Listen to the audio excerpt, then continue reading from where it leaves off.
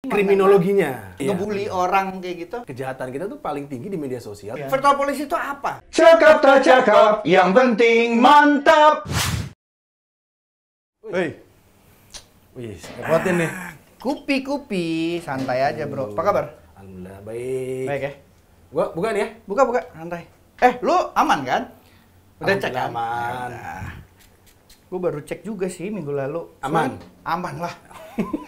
Dan gue masih aktivitas ngajak di ketemuan luar tapi juga. nggak aman. Enggak lah. Tenang.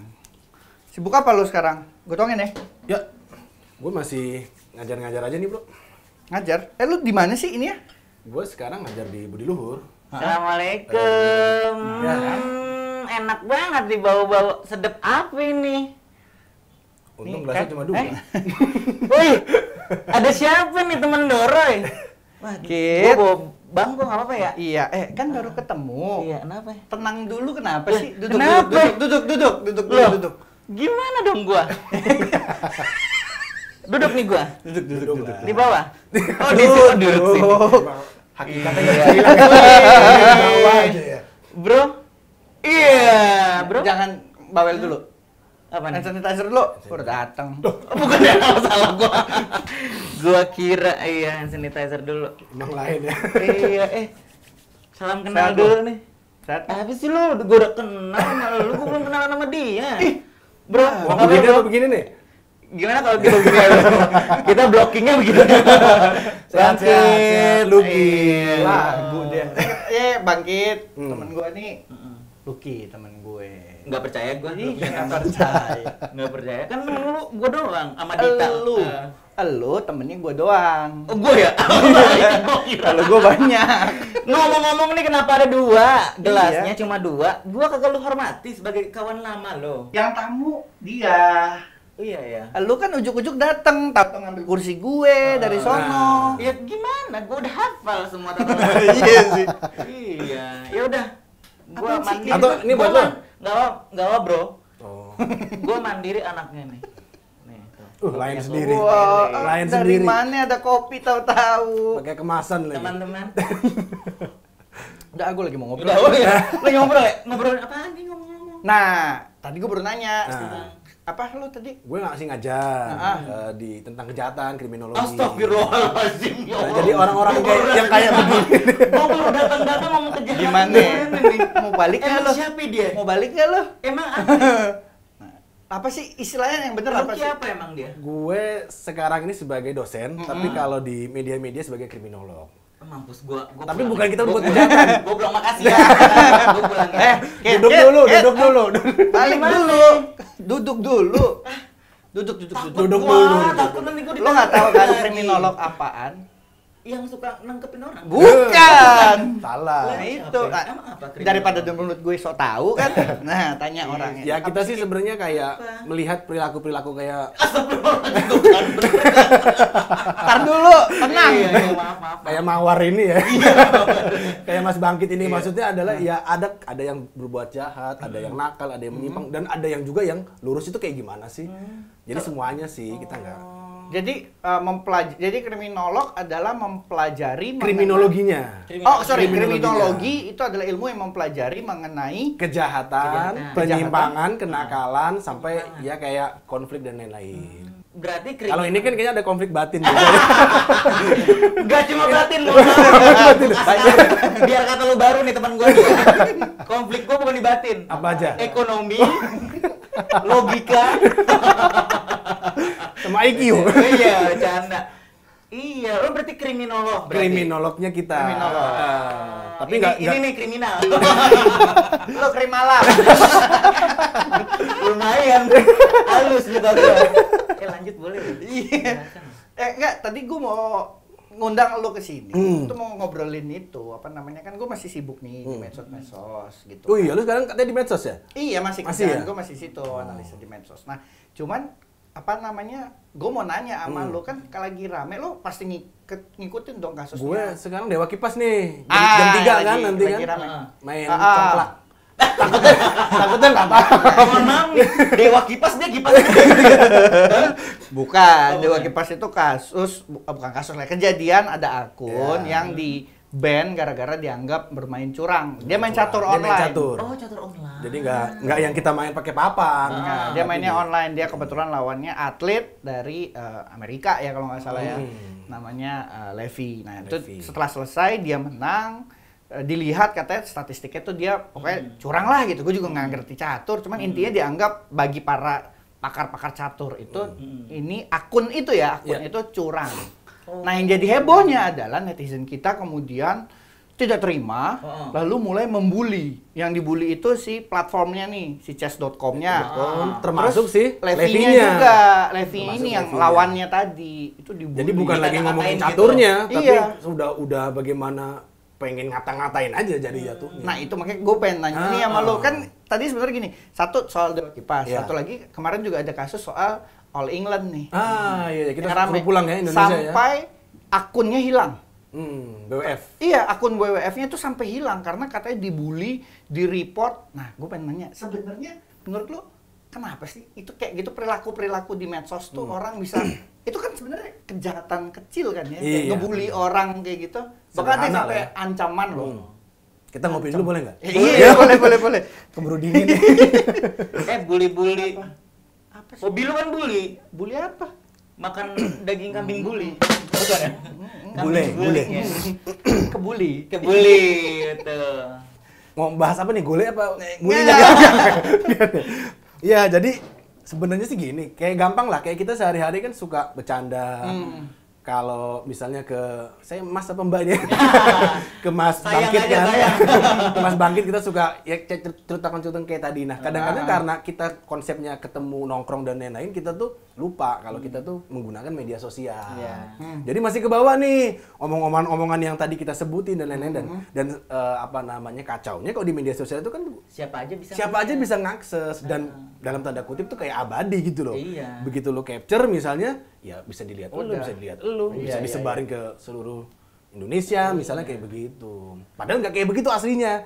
Kita mungkin bercanda tongkrongan atau apapun yang kita bawa ke media sosial, ditafsirkan orang yang nggak kenal kita, ini ada apa nih, kayak gitu sih. Makanya gue pernah baca kemarin ada survei dari DCI Microsoft itu bilang bahwa tingkat kesopanan netizen Indonesia itu adalah yang paling rendah se-Asia Tenggara. Oh, yang pasti bukan gua.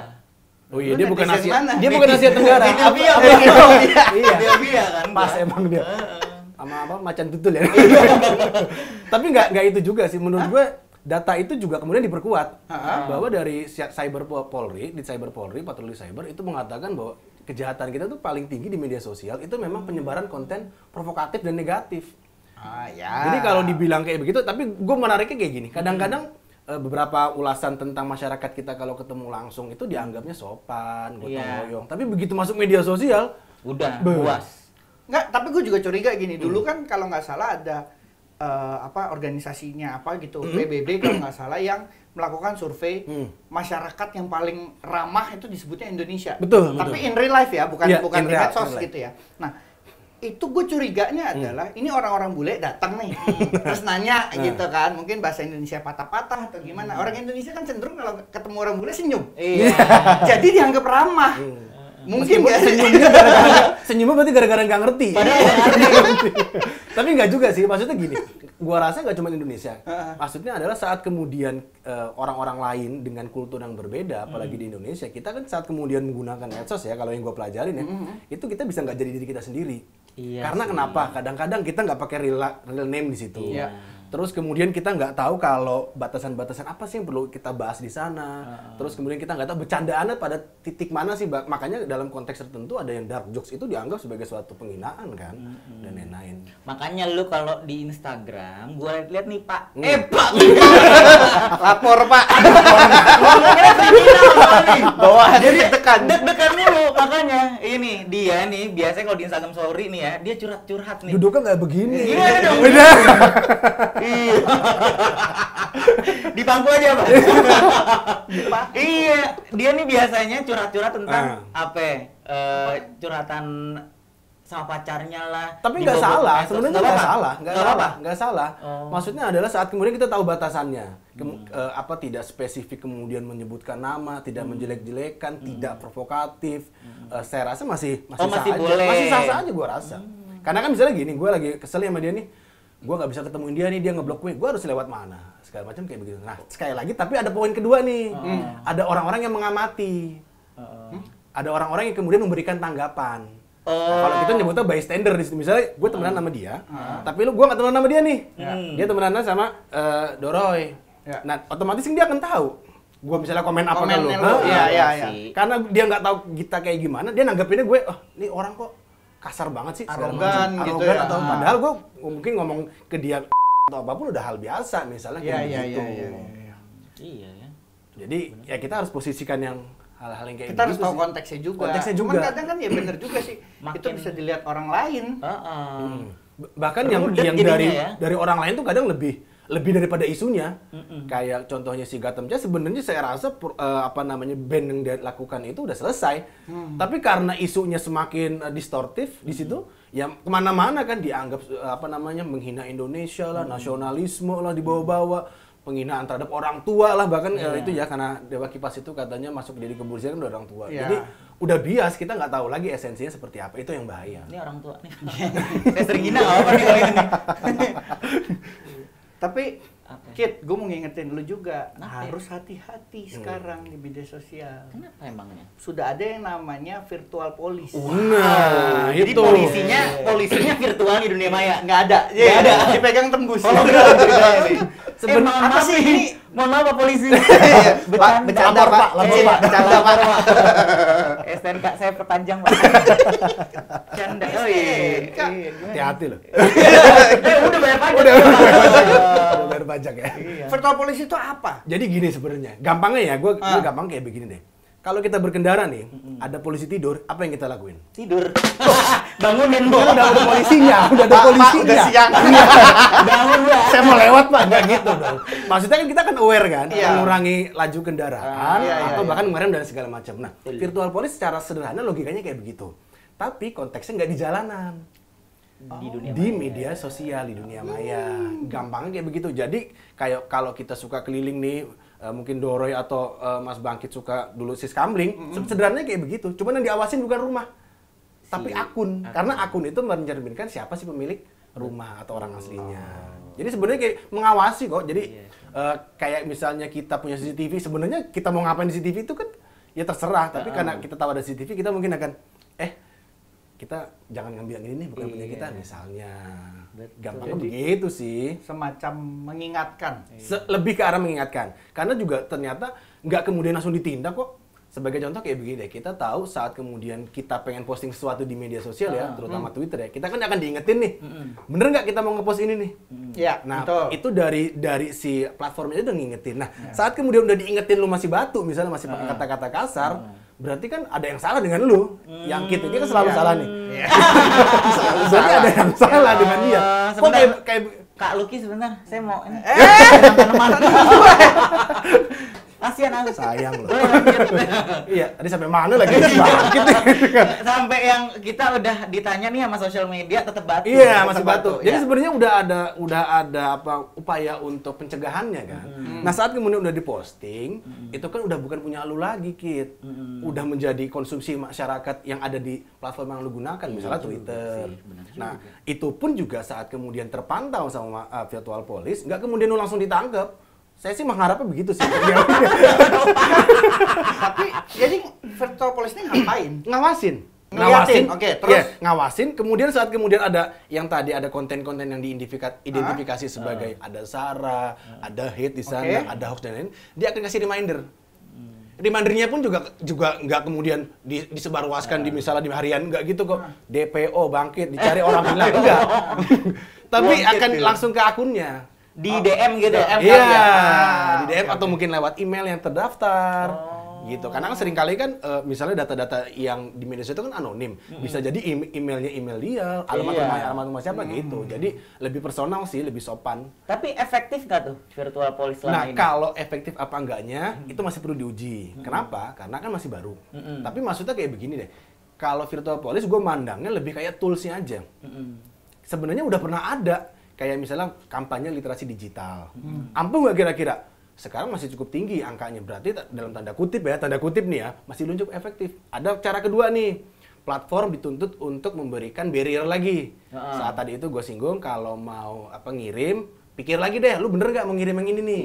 Nah yang ketiga, cara yang masuk kemudian preventif ada lagi, saat udah lu kirim dan itu tersebar, ini kira-kira bener nggak punya lu, mau diedit apa enggak, kan masih ada bisa diedit tuh. Kalau lu udah tahu misalnya itu dapat reminder nggak mau lu edit, berarti kan emang udah ada niat. Nah dalam konteks kejahatan, niat aja udah bisa dipidana. Astagfirullahaladzim. Berarti niat lo, niat lo yang jelek. Udah Dia keunggulannya apa sih, Roy? Udah niat nggak ada. Macam akhlak begini. Ada ya. Ada dia hobi nyuci piring. Iya, nyuci piring. Sama nemenin dia nggak punya teman soalnya. Lu nggak punya teman. Dan itu sih kalau menurut gue, jadi sebenarnya upaya pemerintah dalam ini melalui polisi itu tidak dalam tanda kutip langsung ditindak, enggak. Tapi ada edukasi kemudian di sana, ada kemudian peringatan di sana. Bahkan saat udah diperingatin masih dikasih pilihan kok. Ini mau diganti, diedit atau gimana nih? 50-50. Sudah jalan belum sih itu? Maksudnya sudah ada akun yang dapat itu belum? Sejauh ini belum ya. Tapi untuk sudah jalan atau belumnya sudah jalan. Minggu lalu ya atau minggu ini saya agak lupa juga tuh, dari Mabes Polri kan sudah mengumumkan ya sudah akan ada melalui SK Polri mengenai keberadaan virtual police tadi itu. Jadi sebenarnya nggak perlu khawatir juga lah. Kalau memang kita konteksnya sesuai dan kemudian secara konten juga. Makanya ada dua nih dalam konteks ini nih. Apa tuh? Konten dan konteks itu pasti beda. Paham ya maksudnya? Benar, konten dan bener nggak? Ya.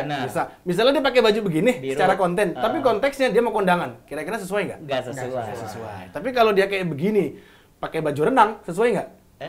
Buat dia mah selalu sesuai. Sesuai ya? Sesuai ya? Kebebasan berpendapat. Berekspresi. Nah, ini juga nih salah juga nih. Seringkali berlindung kan, wah ini akan jadi kritik nih. Baru pengen nanya, jangan-jangan udah baca skripnya ya? Masuk Pak Haji. Boleh silakan. Nah, itu kebebasan berpendapat itu bagaimana nih? Tadi kalau disinggung bangkit ya. Jadi kebebasan berpendapat itu bukan berarti kemudian kita bebas mau ngapa-ngapain di media sosial. Sama kayak kita ngomong kayak begini, emang kita boleh bebas ngata-ngatain kalian? Contoh deh kayak kita waktu masih sekolah. Ini sekolah nggak ya? Dia makan bangku sekolah. Makan doang, makan bangku sekolah doang. Makanya ada program itu ya, peremajaan bangku sekolah. Masih ada ini nggak sih? Apaan? Mau campur. Gue nggak minum lagi deh.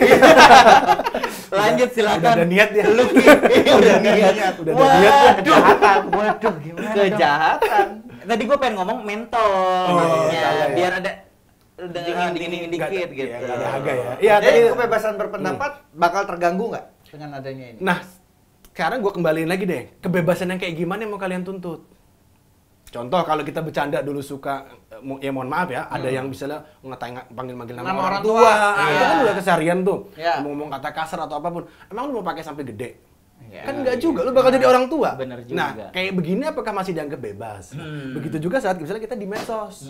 Mau sampai kapan kita misalnya manggil orang, menghina orang atau memberikan masukan tapi dengan tendensi penghinaan. Itu juga perlu di ini juga tuh, pikirkan lagi. Jadi maksudnya bebasnya tuh seapa sih? Yang kita anggap bebas tuh kayak gimana sih? Apakah keluar kemudian kalau kita ini ya lari-lari telanjang itu kebebasan berekspresi? Kan enggak juga, ada koridornya. Orang gila itu namanya. Orang gila. Tapi dulu ada yang ngelakuin gitu naik followernya. Siapa? Kalau ada dulu kalau followernya banyak, dia bugil di Circle K dulu. Beneran. Ada videonya? Ada dulu. Fotonya dulu ada. Fotonya ada. Gak usah disebut orangnya udah tenar sekarang. Aku juga pengen tuh kayak gitu. Nah kan gitu, mau coba nggak lu? Boleh. Naikin follower? Boleh. Gitu. Yaudah. Coba. Yaudah gue telanjang. Tapi Circle K-nya udah nggak ada. Ya itu dia, biarin dia cari aja. Kasihan dia. Ke kelontong telanjang kan juga Aneh juga. Ntar dulu deh. Apa sih? Tadi nyari apa? taruh sebentar. Biasaan nih. Kalau misalnya akun Apa itu? kalau misalnya nih, dulu belum. kalau misalnya ada akun anonim gitu ya, bisa ketahuan juga? Harusnya bisa. Karena datanya akan ngeling. Waduh. Misalnya ada nomor rekening di sana, ada nama di sana, ada alamat atau apapun. Misalnya kayak gini, gue pakai HP lu nih. Terus kemudian gue ngelogin di situ. Iya. Nah itu juga bisa dilacak. Waduh. Ya udah gue pamit dulu deh kalau gitu. Kenapa? Hah? Kebiasaan. Udah ya. Hah? Ya. Waduh. Gua mau ngapus-ngapusin akun fake gua. Weh. Ternyata bot dia. Cakap tak cakap, yang penting mantap.